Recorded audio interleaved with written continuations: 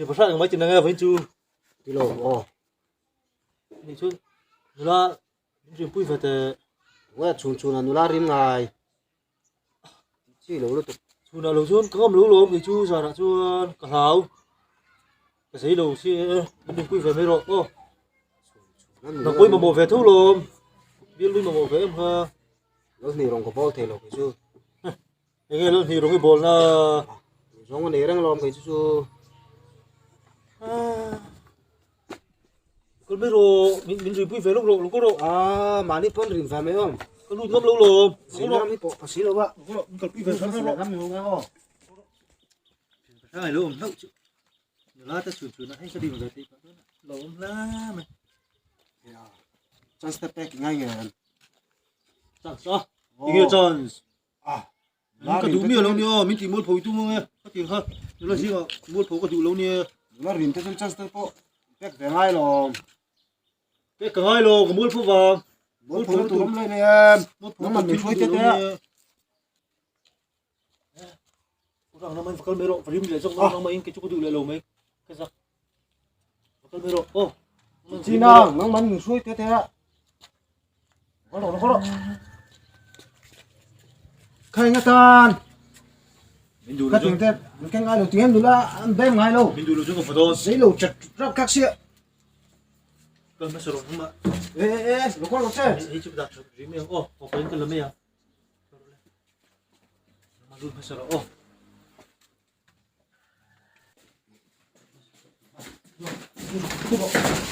ê Không chưa?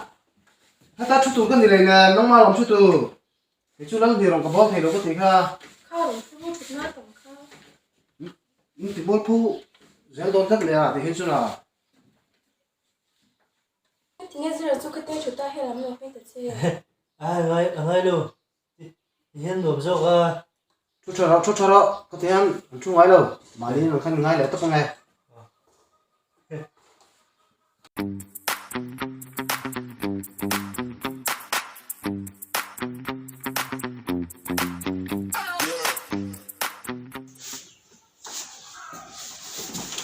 con phải đủ nếu như su mồ lít tôi có chân cái bát trên rồi cái đủ lâu chân cái đủ lâu cần tháo chút cần tháo chân cái đủ lâu bút ra ông rồi có thể ăn ông rồi có zoom lock đâu còn cái lẻ đòn rồi chút nhiều con lên lock đòn nhiều con lên nghe nó Nghe cái tay tổng giúp cái chuyện qua đi cái phim trên đàn đi cái phim mấy bên thì khác bác lo ăn đi cái này dùng dính tế bị tụi qua các mấy thằng lâu luôn tụi ta dùng con thằng lâu này Nó đi phần nhất cho mình sẽ em chuyển khắp này. ồ chú mình đâu đi giật rồi phim thua mình ngay rồi mình đi giật tao số Chút tiếng lắm anh lâu, người giật lắm anh lâu. Đủ dòng cắn một thì dòng chú liên hiệp yếm nhé rồi. ăn gì đâu mình chỉ lâu bắt mà cái này lâu nhiều thôi Mặc chín chút tiếng lắm anh lâu. mình chỉ bắt mà cái lâu nhiều cái đi bóc men cái chú Mình chia ra hết một sự cho dễ ngay mình. từ hai thì gần giữa hai thì school còn lại cũng bắt mà gần giữa hai đâu it's my first time nó phải khẩn đan đi hết rồi chứ nhưng ngâm cả ngâm nhiều Nhìn ấm theo đằng xoay ấm dễ lắm chụp này. thì cái sợi tòa thì những cái bài này nó có chỉ bắt cái bài kiến trúc đi rồi Ô em bố sẽ rồi ấm cái nghe xíu nó này chơi hay anh hay riêng cái thầu hiến mày cái pì hiến cái pì nuôi hiến công hiến lệ thề cái thầu tao mày cái pì công hiến lệ thề Chả về xíu xíu. Này là lắm bằng thêm những làm người đông đó này. mà như là hắn dỗ phát tổ chứ không mình sẽ có hay phát mà cái này tổ rồi thì lúc nó còn làm biết chưa tên rồi thì lúc phát mà này luôn đi lâu lên thì là anh kiếm cái đá vết tổ phát mà sao rồi cái này có như này hiền vật rồi cái tung rồi cái thì luôn không phát được luôn phải biết lúc cái rồi nữa Chút tiếng bé cái nát lết thế chi này nào. cái thằng cái tụi thì sẽ là cái bể tổ chứ cái bể sao chứ mình lúc cái rồi có hộp đi thôi Cái tay phone cho selfie nào. Balance sống lâu thì Bên đây sáng ai này nè. thầy được phim nó nâng hi nó cũng ha không tiêm lâu cái sao biết cái này em lúc cái sự balance sống lâu sẽ thì lâu Bên đây sáng ai lâu. Đi pi tụ đi pu còn là bị đông rồi.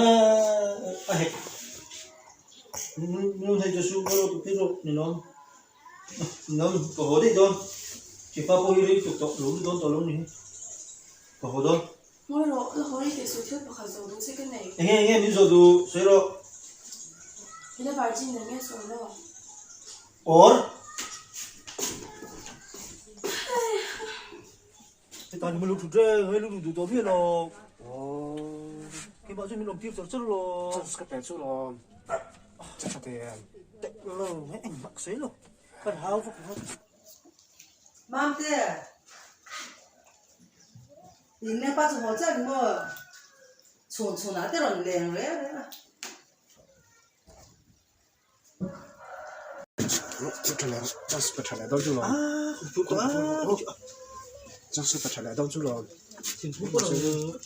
lúc này là bị con thì nữa tôi phải là bị lúc rồi chắc là đâu chú thì thằng men đâu ngon đó chú là lúc nào cái này to chú tay cái phong môn nổ nổ riêu cái thiên nó còn chúc lúc nữa chưa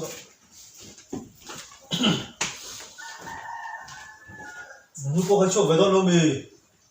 phát chỗ hết chất chút về rồi phát chỗ về đâu rồi hay chắc cái này thôi chắc cái này đủ phát chỗ đâu rồi Cái này nó để hiện này nó nua, mam tê nua, anh á cái này thì sao em?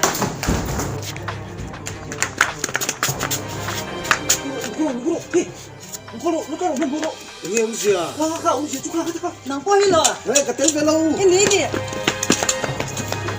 cái này sủi rẻ nga cái thế của quản lý mà mò anh mà sủi chi thì đi đâu thế vậy tôi mà sủi chi thì đi đâu ăn lục ha cái sẽ lẩu lồm đi là cái sủi thôn như lục có độ